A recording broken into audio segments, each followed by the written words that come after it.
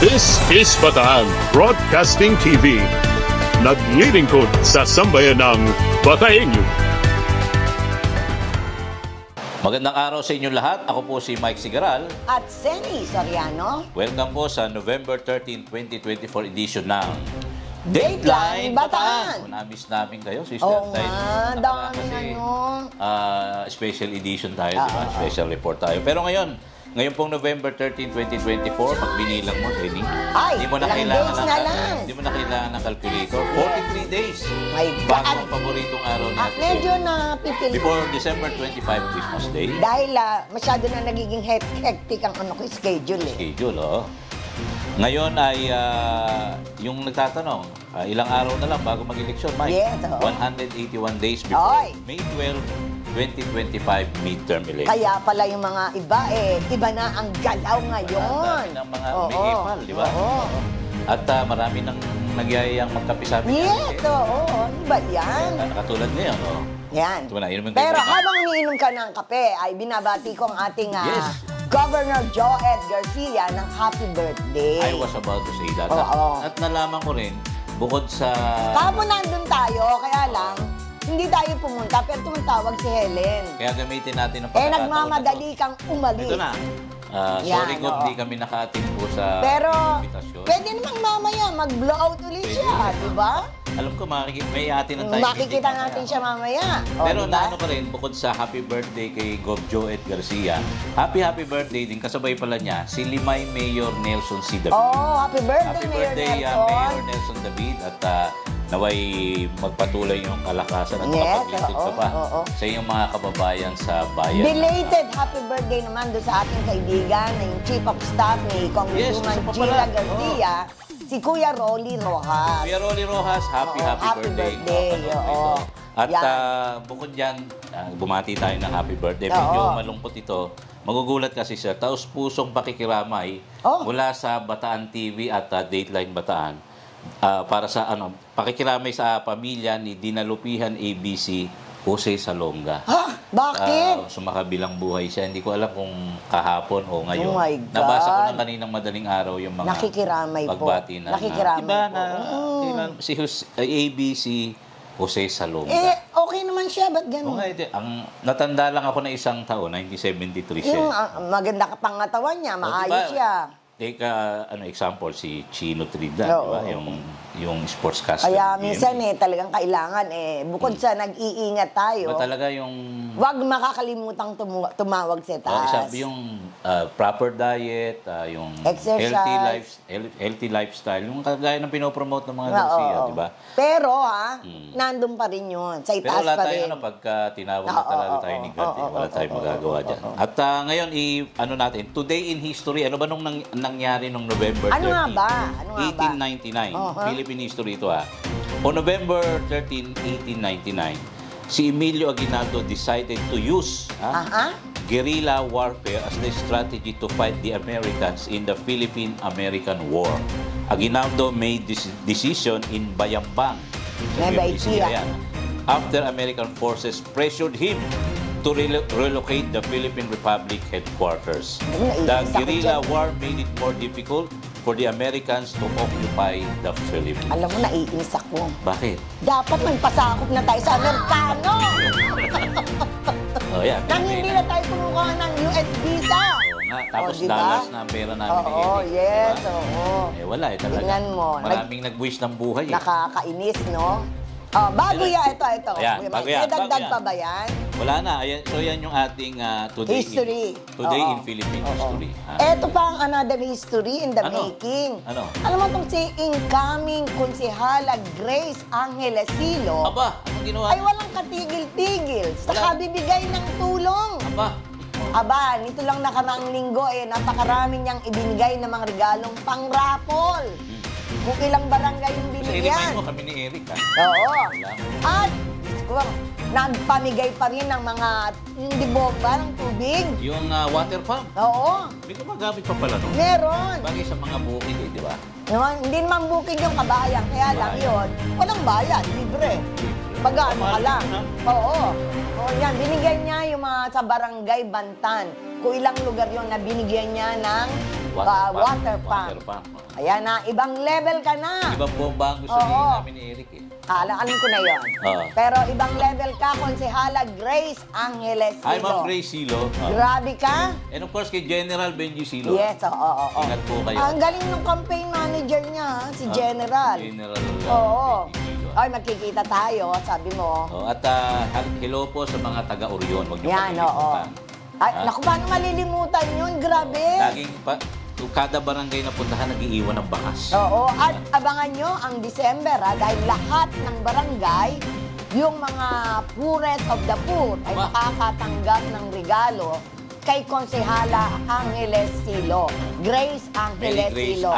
Silo, yun. Apo po yan, ng dating mayor. Dating mayor, yan. Kaya abangan po ninyo. Dati siyang SK. Yes, oo. Dating sangguniang Yan, oo. Kaya, good luck po sa sana lahat ng mga ganun, Oo. Hindi lang, yung buong grupo ni Mayor Tony Pepredo. Oo. Good luck po sa inyo lahat. Yan, oo. At sister, isa sa after dyan sa Orion, Bataan, ay balik tayo dito naman sa may bahagi ng Bagak, Bataan. Sister, medyo controversial ito. Yan, Dahil, biro mo, nag-privilege speech pa ang ating Yes, oo. Congressman Abet Garcia Yes. at 3rd District Congresswoman Gila Garcia. Papakita natin yung video mamaya. At kung saan ay mariing kinundi na ng magkakapatid na Garcia, pati si Governor Joet. Itong nila ay marahas na raid na isinagawa ng Combined Government Forces na pinamumunahan ng Presidential Anti-Organized Crime Commission o PAOK anong nagdaang October 31. Isa sa mga kinukundin nila yung inaganap na pananampal ni, hindi ko nalalagyan ng dito. Pananampal nitong si PAOK spokesperson Winston Casio. At isa pa, itong nagsampa na rin nga pala, yung sa latest update natin, ng kasong slander by deed, itong Central 1 o itong yung sinampal na taong sinampal.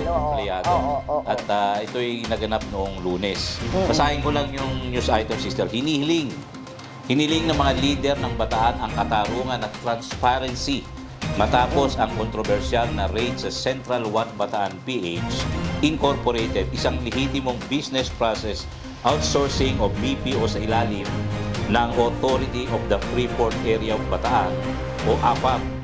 Nagpahayag ng pagkabahala ang mga opisyal ng Bataan sa umano'y maling pagtrato ng mga pulis at paglabag sa karapatan, particularly human rights, ng mga manggagawa sa isinagawang operasyon.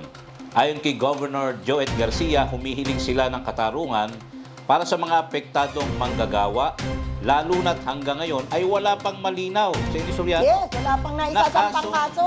Na kasong isinasampa laban sa naturang kumpanya. Tama. Anya, mahalaga ang paggalang sa karapatan ng mga manggagawa at pagsunod sa tamang proseso sa mga operasyon ng pamahalaan.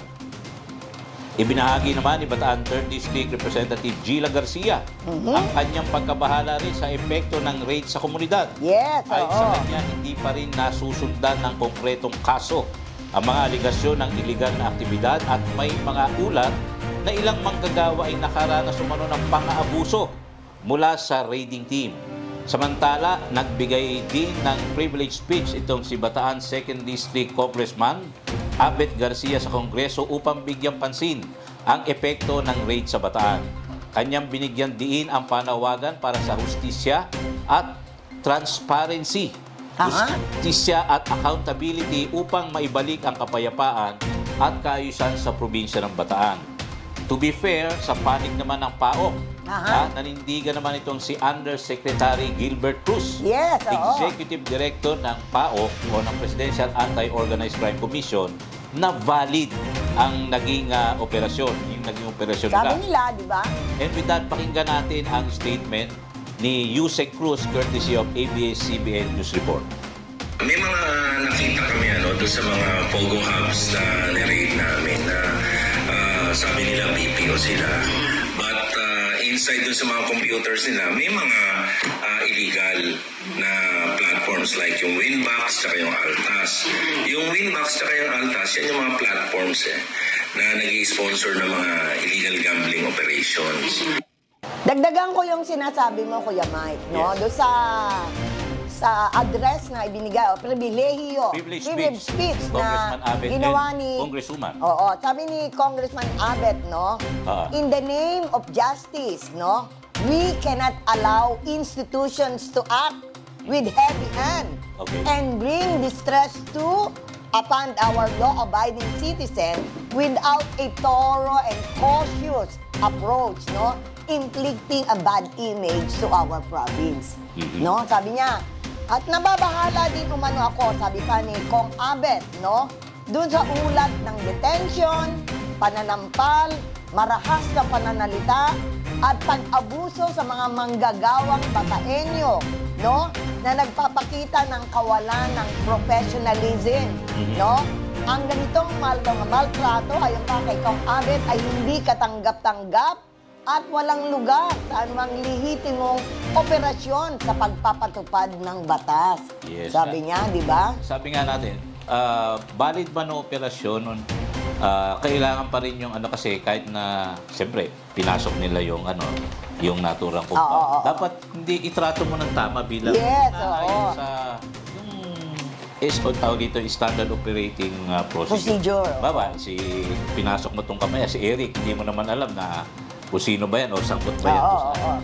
Meron pa rin karapatan yan. Yes, diba? Lahat ng tao, hindi mo pwedeng sigawan, murahin may kanya-kanyang karapatan. No? So, babantayan natin yung... Dagdag ko pa, Kuya Mark, kasi mahalaga ito eh. Noong sa raid, sinabi ni Kong Abet, ayon sa ulat na ibinigay ng ilang foreign nationals, nawawalan daw ng 100 million. Actually, meron akong kaibigan sa intelligence. Nung unang ikinuwento ko sa'yo, di ba? Una, 70 million. Oo, ngayon 100 million. Oo. Pera, alahas, cellphone. Sabi niya ganon, 100 million pesos. High-end cellphones, designer shoes and bags, at mga wallet at watch pa, no? Tapos sabi niya, dahil sa nawawalang higit sa 100 milyong piso na para umano ay supposed to be ay sweldo ng mga manggagawa. October 31 nga po yun. Bayad sa mga contractor and suppliers na doon sa kumpanyang iyon. Yung nawawalang iyon, sabing gano'n, paano na ngayon ang mangyayari doon sa mga worker at sa kanilang mga pamilya? No? Hindi lamang sila nawalan ng sweldo dahil baka maisara pa yung kumpanya. Diba? Nawalan na rin sila ng magandang kinabukasan para sa kanilang pamilya. Imagine, anak mo or kapatid mo, anak mo. Ganda-ganda ng sinusweldo mo, maayos naman. Tapos biglang nawala. Magpapasko. Yan, siyempre, ito sa sarili kong hindi yan mabubuksan hanggang December hanggang hindi natatapos. Hindi naaayos yung issue na yan. Although inopen nga yung mga allegedly paglabag sa human rights, siyempre nanindigan naman itong si Yusek.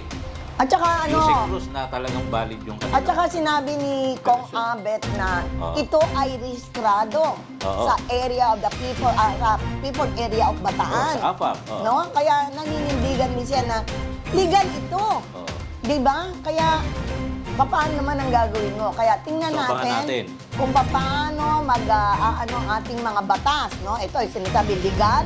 Ito naman sinasabi hindi. Merong illegal na natin. Oo, yan ang tingnan natin, sundan natin ang mga pangyayari. And in relation to that, sister, nung nagdaang Lunes ay nagsampa ng kasong slander by sa Bataan Provincial Prosecutor's Office ang isang empleyado ng Central 1 Bataan PH laban kay Relief PAOK spokesperson Winston Casio, ang empleyado na sinampal ni Casio matapos ang sinagawang raid noong October 31 sa Bagakta, Bataan. Sa sinumpahang salaysay, senisoriano ng empleyado, pinabulaanan nito ang akusasyon ni Casio na nambastos umano siya ng mga miyembro ng PAOK noong kasagsagan ng raid sa Central 1 Bataan PH.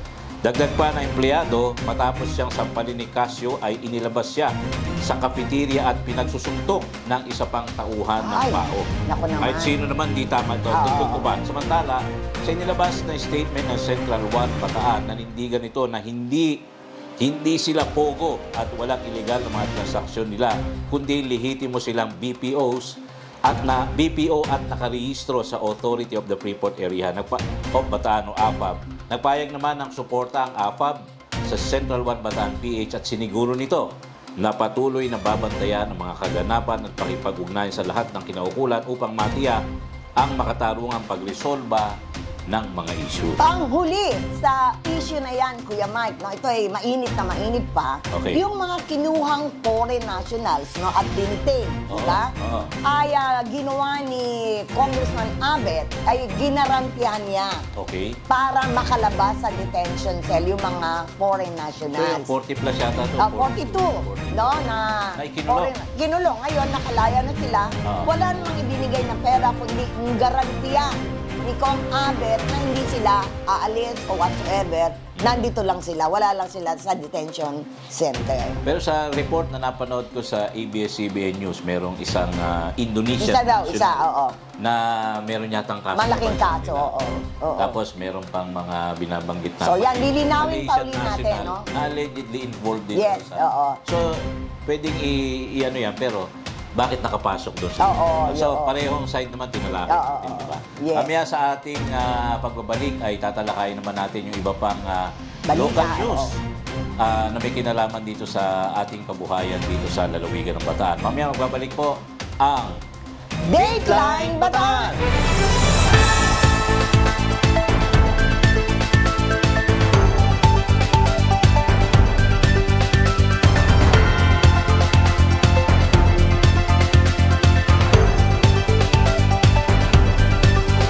This is Bataan Broadcasting TV. Naglilingkod sa sambayanang Bataenyo.